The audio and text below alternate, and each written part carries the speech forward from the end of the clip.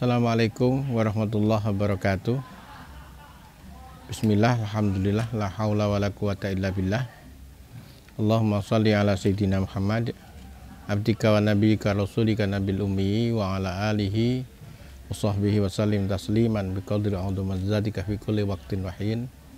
Para santri, wali santri, pemirsa, juga subscriber,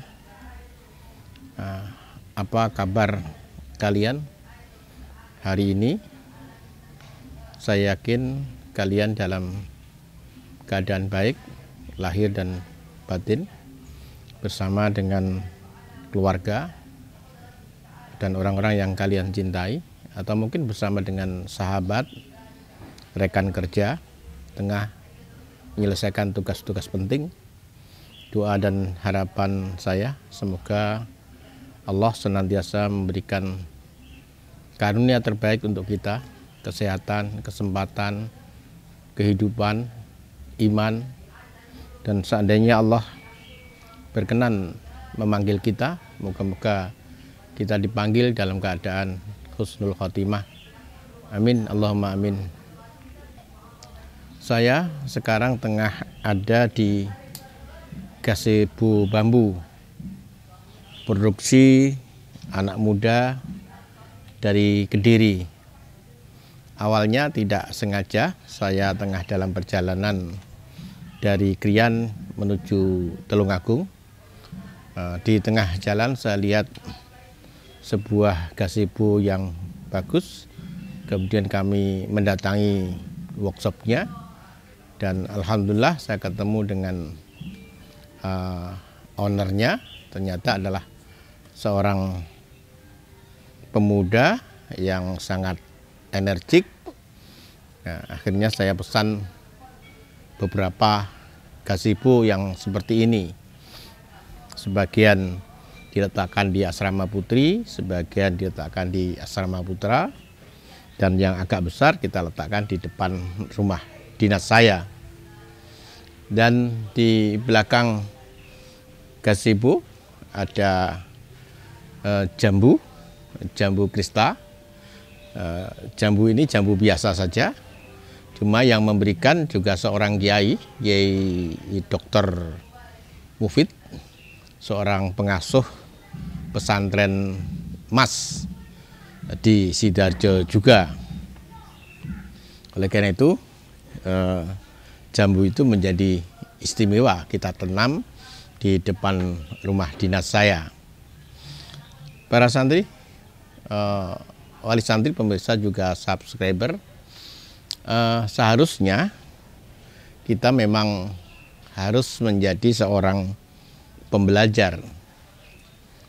Ilmu akan membuat seseorang memiliki cara pandang yang komprehensif terhadap sebuah realita, dan yang kedua, ilmu akan membuat seseorang menjadi bijak, menjadi arif. Semangat pembelajar ini yang tampaknya tidak banyak dilakukan oleh banyak orang, sehingga banyak orang yang dikatakan sebagai publik figur banyak menyampaikan pendapatnya, banyak menyampaikan semacam wawasannya, tapi karena tidak dibarengi ilmu yang memadai, maka apa yang disampaikan kepada masyarakat menimbulkan kontroversi, justru menimbulkan kegaduhan. Seperti pernyataan haramnya wayang, haramnya pajak, dan banyak pernyataan-pernyataan yang lain yang justru membuat gaduh karena pernyataannya tidak didukung oleh ilmu yang cukup dan kearifan serta kebijaksanaan yang memadai. Apalagi bagi mereka yang akan terjun ke dunia politik, maka kearifan, kebijaksanaan, ilmu itu mutlak harus dikuasai. Karena kalau tidak, yang namanya kepentingan, tidak peduli kepentingan itu benar atau salah, akan menjadi panglima. Siapapun akan dinyatakan salah dan kurang kalau bukan golongannya, dan menganggap golongannya adalah paling benar, paling baik. Dan ini dalam konsep agama sangat berbahaya. Orang yang pertama menganggap, melihat dirinya bi'ainil aizzah wal istiqdam, ini adalah orang yang di dalam dirinya ada perasaan takabur, ada perasaan sombong, ada perasaan jumawa. Orang semacam ini kalau nanti diberikan kepercayaan menjadi seorang pemimpin, dia akan sangat membahayakan, karena dia memimpin hanya dengan nafsunya, memimpin hanya dengan akalnya yang sangat terbatas, memimpin dengan sikap sombongnya. Pemimpin seperti ini tidak akan membawa kebaikan kepada masyarakat. Nah, oleh karena itu sangat penting bagi seorang yang terjun ke dunia politik untuk terus belajar agar dia bisa, yang pertama, bisa berlaku adil. Adil adalah substansi dari agama Islam. Jadi apapun, profesi apapun, harus bisa menjadi orang yang adil. Allah berfirman di dalam Al-Quran, Bismillahirrahmanirrahim, Ya ayyuhalladzina amanu qawwamina lillah Suhada abil kis. Hai orang yang beriman, sebuah panggilan yang sangat terhormat yang ditujukan kepada orang-orang yang memiliki kualitas tertentu, kualitas yang pantas diberikan kepercayaan, kualitas yang memiliki keimanan, kualitas yang memiliki kepercayaan, tidak pernah ragu tentang otoritas dan kekuasaan Tuhan. Allah memanggilnya, kemudian mengingatkannya untuk menjadi orang penegak kebenaran. Seorang pemimpin harus menjadi penegak kebenaran. Apapun yang dia lakukan, apapun yang dia kerjakan, dia harus menjadi orang yang pertama menjadi penegak kebenaran. Rasulullah juga mengingatkan kepada kita, kullukum ra'in wa kullukum mas'ulun an ra'iyati. Ar-rajulu ra'in an ahli baitihi wal mar'atu ra'iyatun an baiti zaujiha wa walidihi. Kalian adalah pemimpin dan kalian akan dimintai pertanggungan jawab tentang apa yang kalian pimpin. Seorang laki-laki bertanggung jawab tentang seluruh keluarganya, dan seorang istri bertanggung jawab tentang rumah suaminya dan anak-anaknya. Maka seorang pemimpin harus menjadi penegak kebenaran. Kepada siapa? Yang tentu yang pertama harus kepada dirinya dan juga segup keluarganya. Seperti pesan Allah Subhanahu wa ta'ala, ku anfusakum wa ahlikum naro. Jagalah dirimu dan juga keluargamu dari api neraka. Yang kedua, seorang pemimpin hendaknya berlaku adil. Syuhada bil qist, harus berlaku adil. Adil terhadap siapa? Adil terhadap dirinya. Seorang bukan hanya terdiri dari daging, kulit, dan tulang. Seseorang kecuali terdiri dari zahir, juga terdiri dari instrumen batin. Ada akal, ada hati, ada nafsu, dan seterusnya. Maka seorang pemimpin harus berlaku adil, harus memberikan perhatian yang sama antara instrumen dohir dan juga instrumen batin. Ketidakseimbangan, ketidakadilan seorang pemimpin terhadap dirinya, kemudian muncul apa yang sering diistilahkan banyak orang pintar tapi tidak benar. Orang yang pintar adalah orang yang sangat sungguh-sungguh memberikan nutrisi pada kecerdasannya, tapi tidak cukup memberikan perhatian pada hatinya. Dia memang kemudian pintar, 100 ide dia bisa punya dalam waktu yang sama, dia mengabaikan hatinya. Dia pintar, tapi seringkali mengabaikan kebenaran. Yang ketiga, Allah berpesan, jangan sampai ketidaksukaanmu terhadap orang lain, ketidaksukaanmu terhadap satu golongan membuat kamu tidak berlaku adil. Sering kali sekarang kita lihat di media sosial,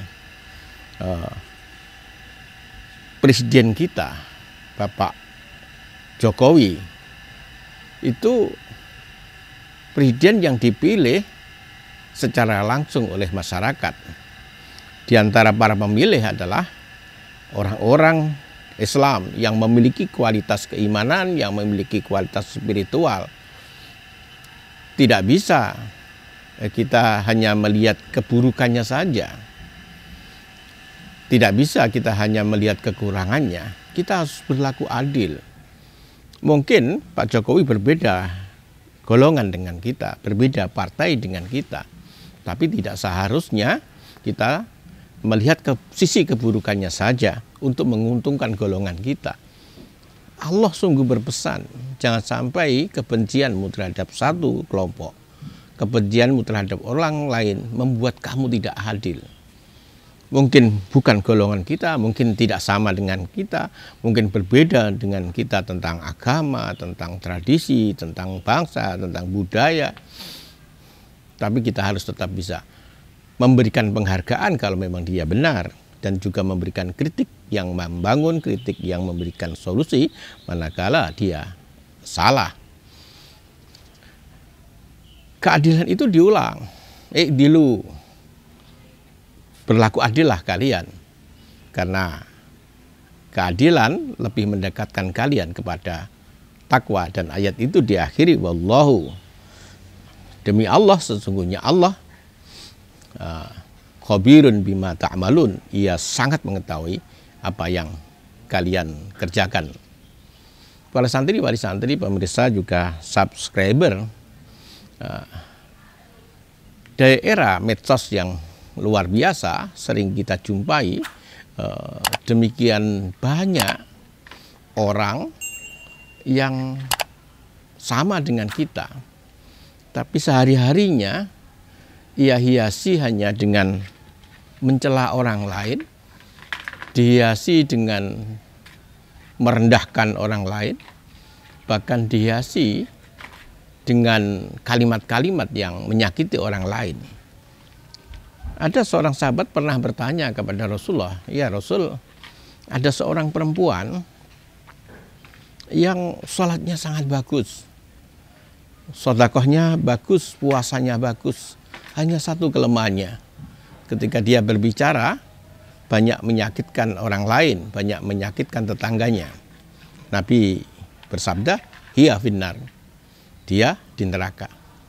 Sebaliknya ada orang yang salatnya biasa saja, puasanya juga biasa saja, sedekahnya juga sesuai dengan kemampuannya, tapi ia senantiasa berkata baik kepada orang lain. Kalimat-kalimat yang digunakan adalah kalimat yang memberikan penghargaan kepada orang lain. Dalam cara berpikirnya, orang lain selalu dianggap lebih baik. Kalau dia melihat anak-anak, dia akan berpikir, beruntung anak ini lebih baik daripada aku. Dia belum banyak melakukan keburukan, sedangkan aku yang sudah lebih dewasa lebih banyak melakukan keburukan. Anak ini lebih baik. Kalau dia melihat orang yang dewasa, dia akan berkata, dia lebih dewasa, lebih tua dari aku, amalnya pasti lebih banyak ketimbang aku, maka dia lebih baik daripada aku. Ketika melihat orang yang beramal, berilmu lebih banyak, dia mengatakan dia lebih baik daripada aku, karena Allah memberikan sesuatu yang tidak diberikan kepada aku. Aku harus menghormatinya, aku harus memuliakannya. Bahkan ketika melihat seorang pendosa, dia tetap menganggap bahwa dia berbuat dosa karena tidak tahu, sedangkan aku berbuat dosa karena aku tahu. Siapa tahu dia nanti di ujung usianya Allah memberikan hidayah, memberikan taufik, dan kemudian akhir hidupnya dipungkasi dengan husnul khotimah. Sedangkan aku belum tentu di ujung hidupku apakah aku dicabut dengan husnul khotimah atau su'ul khotimah. Orang yang demikian ini disampaikan sahabat kepada Rasul, bagaimana orang ini? Hiya fil jannah. Walaupun sholatnya kurang, biasa saja, puasanya biasa saja, sedekahnya biasa saja, tapi dia memiliki cara pandang terhadap orang lain yang lebih baik dari kita, yang lebih baik dari dirinya. Dia menghormatinya dengan kalimat-kalimat yang baik. Nabi bersabda, dia di surga. Para santri, wali santri, pemirsa juga subscriber, hati-hati cara pandang kita terhadap orang lain. Maka teruslah mencari ilmu agar kita merespon sesuatu dengan ilmu. Dan yang kedua, agar kita bisa arif dan bijak menyikapi realita, bersikap terhadap cara pandang orang lain yang mungkin berbeda dengan kita. Dengan ilmu, insya Allah amal kita akan punya nilai. Dengan ilmu kita akan bisa memilih hal yang terbaik dalam kehidupan kita. Dengan ilmu ada kesempatan buat kita, Allah akan mengangkat derajat dan martabat kita di sisinya. Terima kasih atas perhatiannya. Wallahul muwaffiq ila aqwamit thoriq. Assalamualaikum warahmatullahi wabarakatuh.